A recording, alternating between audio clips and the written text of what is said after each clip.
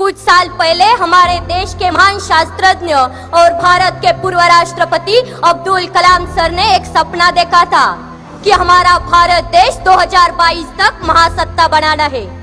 आज 2019 साल शुरू है।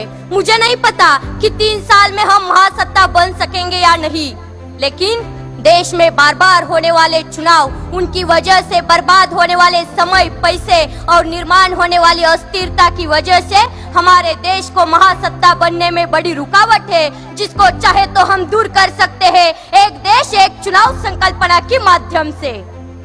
नमस्ते, मैं प्रज्ञा भगत छात्र संसद में युवाओं का प्रतिनिधित्व करते हुए अपनी बात रख रही हूँ।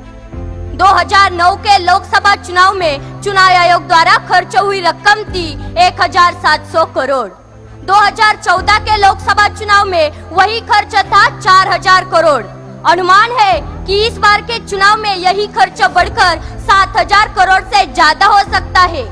ये सभी लोकसभा चुनाव के खर्च के आंकड़े हैं। बाकी हमारे देश में विधानसभा चुनाव और कई तरह के चुनाव होते हैं, जिसमें होने वाला सरकारी खर्च लोकसभा चुनाव से कई गुना ज्यादा होगा। अगर ये सभी चुनाव एक साथ हो जाए तो हमारे देश के कई हजार करोड़ रुपए बच जाएंगे।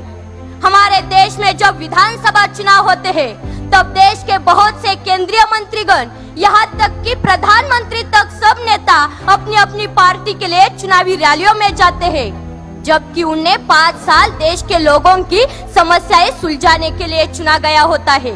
हर साल ये विधानसभा चुनाव होते हैं और हर साल ये मंत्रीगण अपना यही समय रैली में गवा देते हैं। अगर एक देश एक चुनाव संकल्पना साकार हो जाए तो बाकी चुनावों के कार्यक्रम विपरीत हो जाएंगे। हमारा देश कई हजार करोड़ रुपए से बच जाएगा और 5 सालों में एक ही बार चुनावी रैलियों के लिए जाना पड़ेगा।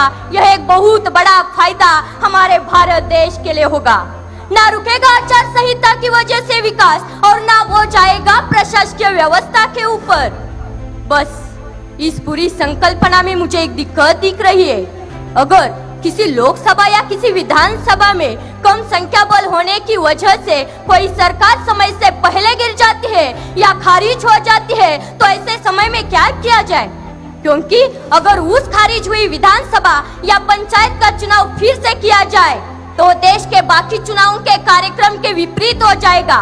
अगर इस विषय पर हमारे संविधान में कोई हल बनाया जाए और हमारे कायदे मंडल की ओर से कोई अच्छा नुस्खा निकाला जाए तो बाकी सब काम आसान हो जाएंगे।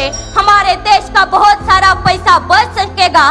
प्रशासकीय व्यवस्था पर हर बार आने वाला प्रेशर भी भारी मात्रा में कम हो जाएगा और हम गर्व से कह सकेंगे, हम होंगे कामयाब, हम होंगे कामयाब एक दिन। मन में है विश्वास, पूरा है विश्वास, हम होंगे कामयाब एक दिन, हम होंगे कामयाब एक दिन। जय हिंद, जय महाराष्ट्र, जय शिवराय।